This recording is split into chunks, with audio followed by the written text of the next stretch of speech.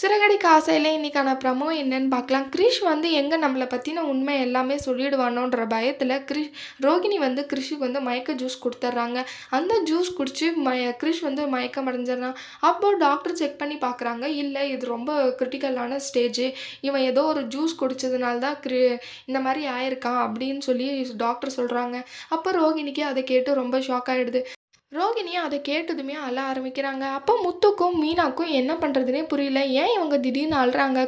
கிருஷுக்கு இந்த மாரி ஆயிடுச்சுன்னு இவங்க அழுற ஆளே ஆளே அப்படின்னு சொல்லிட்டு சொல்றாங்க. பார்லர் ஏன் நீ அழுதுட்டுருக்க? அப்படின்னு சொல்லிட்டு முத்துவும் கேட்குறாங்க. இல்ல ஒண்ணும் இல்ல அப்படின்னு சொல்றாங்க. ஆனாலுமே கேட்காம ஏதோ டவுட் படுறாங்க 2 பேரும் மீனாவும், முத்துவும். ஏன் இவங்க இப்படி அழுறாங்கன்னு சொல்லிட்டு. ஆனா ரோகிணி நெனைக்கிறாங்க நம்ம இவங்க கிட்ட எல்லா உண்மையும் சொல்லிடலாமா? நம்ம இப்படி கல் நெஞ்சக்காரங்களா?